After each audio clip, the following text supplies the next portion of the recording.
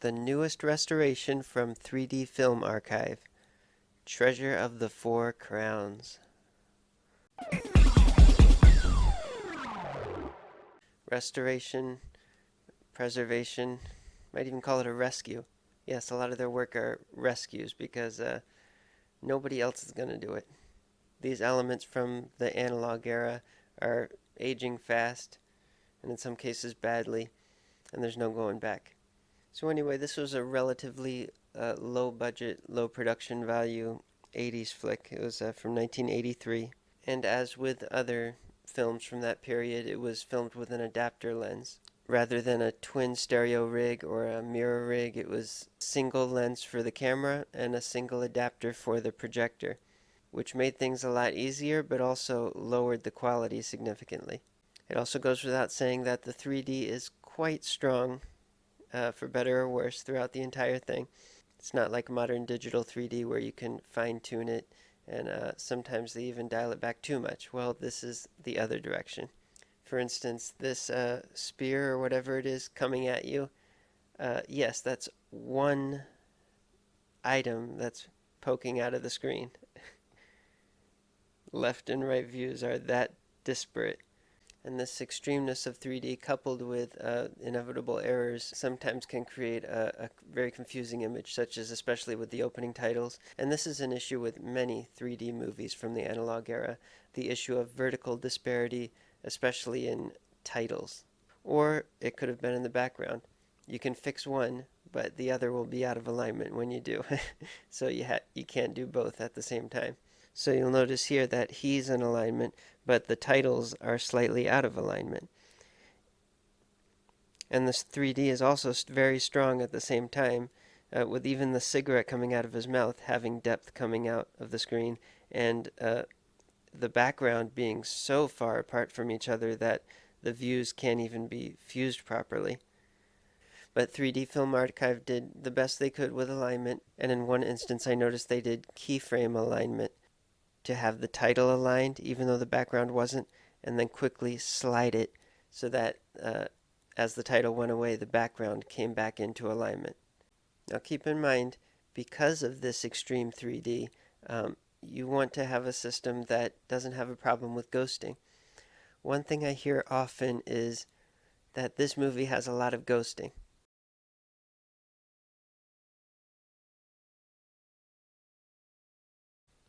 No, it doesn't.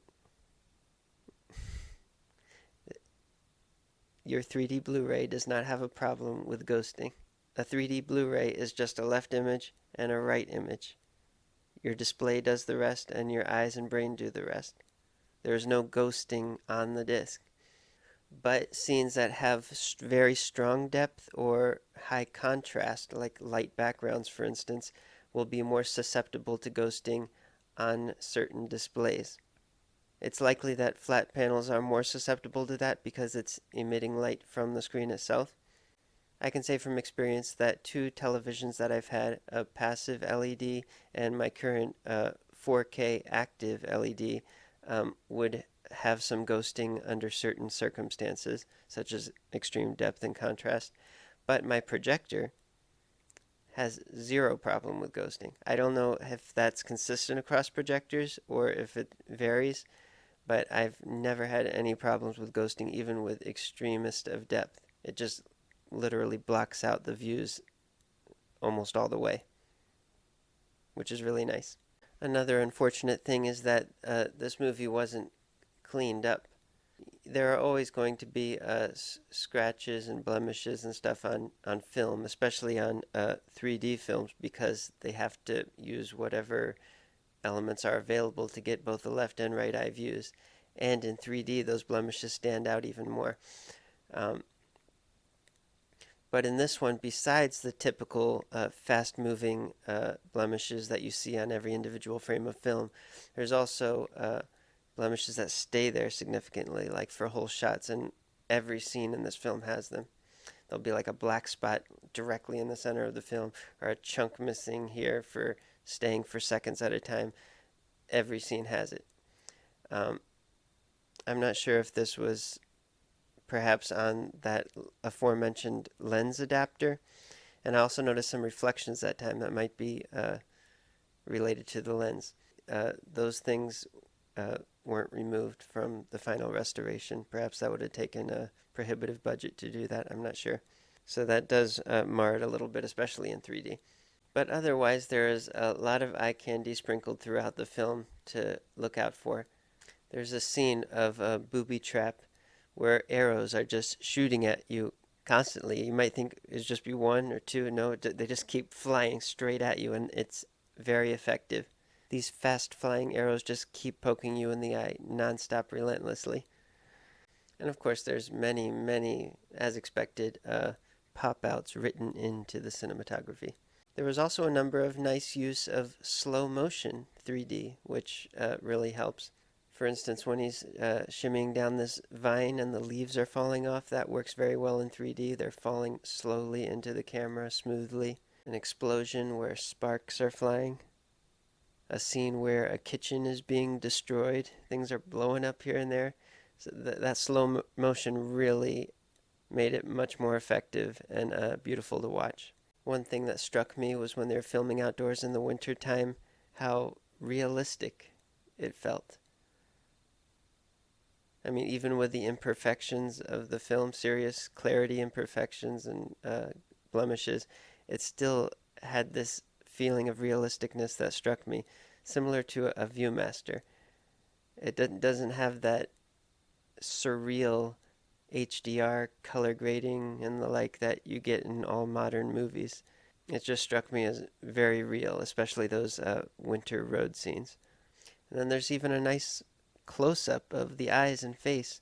And of course, because it's powerful depth, you get the nuances of the depth of the face, the prominent nose, brow, even more prominent than it would be in real life, like you're right there in front of his face. And some of the best 3D is actually the disc menu itself. Yes, the original theatrical poster, the painting, was converted to 3D and used on both an extra and as the main menu. And it's a nice 3D conversion, very deep, going through that hole and coming out at you as well. Lots of angles to ogle, especially since this is a still picture. You can just take your time with it.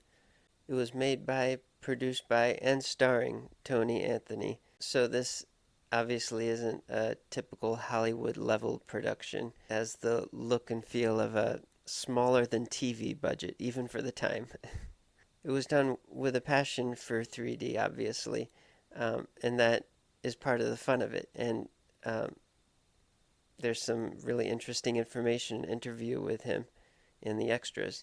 But it comes as no surprise that this film on its own, apart from the 3D, is obviously not exactly a work of art. I mean, besides the quality issues, which admittedly aren't the most important thing, besides that, the story itself is pretty hacky. While I was watching it, I was thinking two things: Star Wars and Indiana Jones, which were two recent at the time major blockbusters and societal phenomenons. I mean, the Indiana Jones one is obvious from the poster alone, the whole treasure hunting theme. In the opening sequence, he's even chased by, yes, a rolling ball. Well, in this case, it's actually balls, and they're on fire. Great balls of fire. And even the conclusion, where they reach this mystical treasure and fire coming out, shooting at the bad guys, and even down to the ultimate bad guy's face being obliterated when it's really a wax model standing in his place. I mean, really? And the similarities for Star Wars would be right off the bat. The opening crawl. Yes, it has an opening crawl similar to Star Wars and Buck Rogers. And also reminiscent of Star Wars, the main hero has a Han Solo thing going on. The guy's looking for this treasure, ask for his help and say, for once in your life you got a chance to do good. And they pay him for his job, here's your money. And then he leaves. You know, just exactly like Han Solo did. He did a job for pay and then was intending to leave, but then he came back. And he even says a line like Han Solo, making fun of things. The hero mentions believing in that fairy tale magic potion crap, kind of like Han Solo had doubts about the Force and made fun of it. Another couple of things regarding the film's quality would be the audio. If I'm not mistaken, it seems most, maybe even all, I'm not sure, of the film's audio was recorded later. So due to it being obviously dubbed plus out of sync in some areas, it kind of struck me as like a foreign film that was dubbed by different language actors. But obviously it wasn't. But that's what it's kind of reminiscent of. Also, the pacing wasn't the best. It's an hour and 40-minute long film, but the opening sequence was over 20 minutes of him sneaking through this place to get the first part of the treasure before the story even starts. Then another 10 minutes of exposition, 10 minutes, 15 minutes of getting the gang together, 15 minutes or so of planning. And then a lot of the final act was like over 45 minutes at least of crawling with ropes with a sprinkling of the bad guy here and there. And then, of course, a really cheesy, over-the-top ending that because it was lifting things from various other movies that was imitating, it didn't really have an identity of its own and or a moral to it. It just served no purpose. So this is really a vehicle for the 3D. I don't think you're going to walk away with any profound thoughts from it, but a lot of you know that. I mean, what am I criticizing? You know this going into it. That's why it exists. And it has a very nice musical theme. It's kind of epic, majestic, uh, even reverent. But to be honest, this doesn't really fit the story, and even more so, it doesn't really fit a lot of the scenes it's used in. So it's a pretty decent music theme that was well done, but this theme was used over and over throughout the movie, and quite often it was used in scenes and shots that didn't even match the spirit that it was being used in. I guess maybe they didn't. Maybe it was a budget issue because they had to reuse it a lot. But yeah, didn't always match the on-screen antics. And it's funny. After I watched the movie, I watched the trailer, the theatrical trailer, and the extras, and it kind of wears the hackiness on its sleeve. You've seen Raiders, Star Wars, Aliens, and Close Encounters. So I can't really criticize that too harshly because right there in the trailer it says what they're imitating. So there's no false advertising going on here. But yeah, if you're into 3D and film history, then you'll definitely want to pick this up, try it out. It comes in a standard Blu-ray case and nicely with a beautiful outer sleeve that covers the whole case and shows off that nice artwork. On the back, it mentions the two types of 3D that 3D Film Archive has been using recently. One is Anaglyph 3D. They brand this as Adaptive Multiband Anaglyphic Encoding, which is supposedly a better form of Anaglyph. If anybody knows any specifics, I don't know any, but if you know any specifics, tell me in the comments below. But I can just tell you what I see, and from what I see, it's red cyan anaglyph. There's no substantial difference that most people could tell between this and any other encoded anaglyph version. And because of the extreme depth that's throughout most of the film, and because anaglyph is pretty much always going to have ghosting and not perfect separation, often that extreme depth will render the 3D non-existent.